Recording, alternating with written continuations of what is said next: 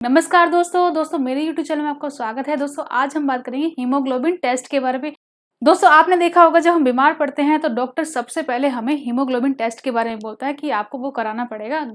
तो दोस्तों आज हम इसी के बारे में बात करने वाले हैं कि हीमोग्लोबिन टेस्ट आखिर होता क्या है।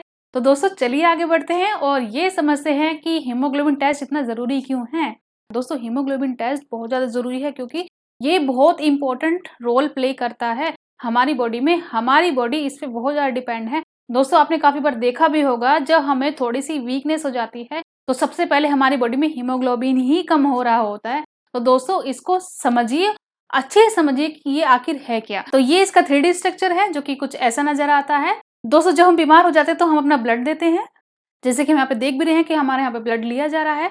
और जब हमारा ब्लड वो एक वायल में ले लिया जाता है तो उसमें हम देख रहे होते हैं कि हमारा हीमोग्लोबिन कितना है। ज्यादा सबको पता होता है कि हमारे ब्लड में आरबीसीज होती हैं। आरबीसी कुछ हमारी ऐसी नजर आती है और आरबीसी के अंदर ही हमारा हीमोग्लोबिन होता है जो कि कुछ ऐसा होता है।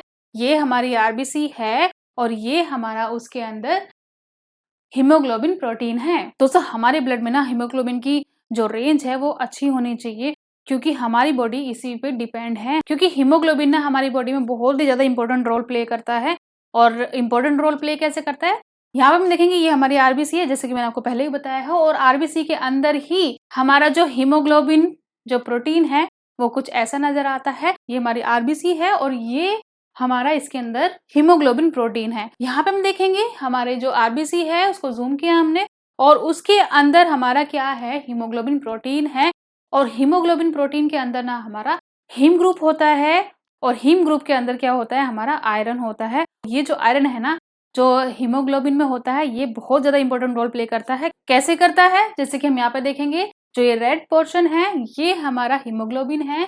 हीमोग्लोबिन के अंदर हमारा आयरन होता है और ये जो आयरन होता है वो ऑक्सीजन को बाइंड कराता है, जैसे कि हम यहाँ पे देख रहे हैं कि ऑक्सीजन इससे बाइंड होता है। और दोस्तों सभी को पता है कि हमारे बॉडी के लिए ऑक्सीजन कितनी ज्यादा जरूरी है। तो दोस्तों यही इसका बहुत ही बड़ा इंपॉर्टेंट रोल है जो ये हमारी बॉडी के लिए करता है। ये क्या करता है, ये ऑक्सीजन को पकड़ लेता है और आगे क्या करता है, ये हमारे टिश्यू को और या फिर बाकी सारे ऑर्गन को ऑक्सीजन देता है। दोस्तों इसी की वजह से ना हमारी बॉडी को ऑक्सीजन मिल रही होती है। जब इतना बड़ा रोल प्ले करता है तो हमारी भी रिस्पॉन्सिबिलिटी बनती है हम हीमोग्लोबिन को जाने कि ये आखिर काम कैसे करता है। दोस्तों जो हमारे लंग्स है ना ये भी बहुत इंपॉर्टेंट रोल प्ले कर रहे हैं। यहाँ पे कैसे कर रहे हैं, यहाँ पे हम देखेंगे जब हम सांस लेते हैं, जब हम ब्रीथ करते हैं तो ऑक्सीजन जो मॉलिक्यूल है वो हमारा अंदर जाता है। ये हमारा कार्बन डाइऑक्साइड है, इसको थोड़ा अभी हम अच्छे से समझेंगे। पहले हम ऑक्सीजन को समझते हैं। जब हम ब्रीथ करते हैं उसके दौरान क्या होता है, ये ऑक्सीजन जो मॉलिक्यूल है ये हमारे लंग्स में जाते हैं और लंग्स में जाने के बाद जो हमारा आरबीसी में जो हीमोग्लोबिन होता है, जैसे कि हम यहाँ पे देख रहे हैं ये अभी खाली है, इसके पास ऑक्सीजन मॉलिक्यूल नहीं है। लंग्स के थ्रू क्या होता है, ऑक्सीजन मॉलिक्यूल यहाँ पे बाइंड हो जाते हैं क्योंकि इसके पास आयरन है और आयरन का काम क्या होता है, ऑक्सीजन को पकड़ के रखना। तो दोस्तों यहाँ पे हीमोग्लोबिन यही कर रहा होता है कि जब हम ब्रीथ करते हैं, ब्रीथ के दौरान हमारी जो ऑक्सीजन मॉलिक्यूल वो एंटर करती है और उसके बाद जो क्या होता है, हमारा जो हीमोग्लोबिन प्रोटीन जो होता है वो उस ऑक्सीजन को पकड़ के रख लेता है। और आगे भी इसका रोल है, सिर्फ पकड़ के नहीं रखना है। मैंने जैसे कि बताया है कि इसका बहुत बड़ा इंपॉर्टेंट रोल है हमारी बॉडी के लिए। तो जैसे कि मैं यहाँ पे बात कर रही हूँ, यहाँ पे इसने पकड़ के रख लिया और उसके बाद क्या करता है, उसको रिलीज भी कर देता है। बात हमारी यहाँ पे नहीं खत्म होती है, आगे भी है क्योंकि यहाँ पे इसको क्या करना है, इसको ऑर्गन को देना है ऑक्सीजन। तो हम यहाँ पे देख रहे हैं कि जब इसने रिलीज कर दिया ऑक्सीजन मॉलिक्यूल को तो उसके बाद जो ऑक्सीजन है वो हमारे ऑर्गन्स को मिल गई। दोस्तों यहाँ पे इसका एक दूसरा काम भी होता है कि हमारे जो कार्बन डाइऑक्साइड है उसको ये पकड़ लेता है। दोस्तों जैसे कि हम रेस्पिरेशन के बारे में पता है कि हम ऑक्सीजन को अंदर लेते हैं और कार्बन डाइऑक्साइड को बाहर निकालते हैं। दोस्तों यहाँ पे हीमोग्लोबिन क्या कर रहा होता है कि लंग से तो उसने ऑक्सीजन लिया, उसके बाद उसने रिलीज कर दिया और रिलीज करने के बाद उसने ऑक्सीजन को ऑर्गन्स को दे दिया। और यहाँ पे जब वो रिलीज कर देता है, रिलीज करने के बाद क्या करता है, कार्बन डाइऑक्साइड जो है उसको पकड़ लेता है। इसलिए बहुत ज्यादा इंपॉर्टेंट है क्योंकि कार्बन डाइऑक्साइड हमारी बॉडी से बाहर भी तो निकलनी होगी। जैसे कि यहाँ पे इसने कार्बन डाइऑक्साइड को पकड़ लिया, उसके बाद क्या करता है, इसने रिलीज कर दिया।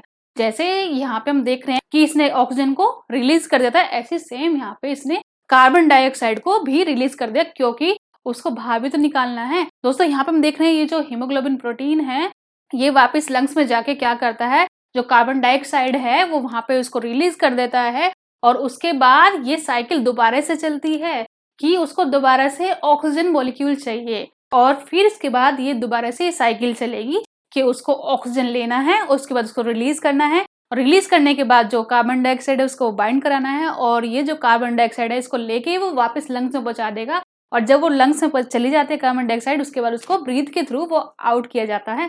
तो दोस्तों यहाँ पे देखिए हीमोग्लोबिन ने कितना बड़ा रोल प्ले किया है हमारी बॉडी के लिए।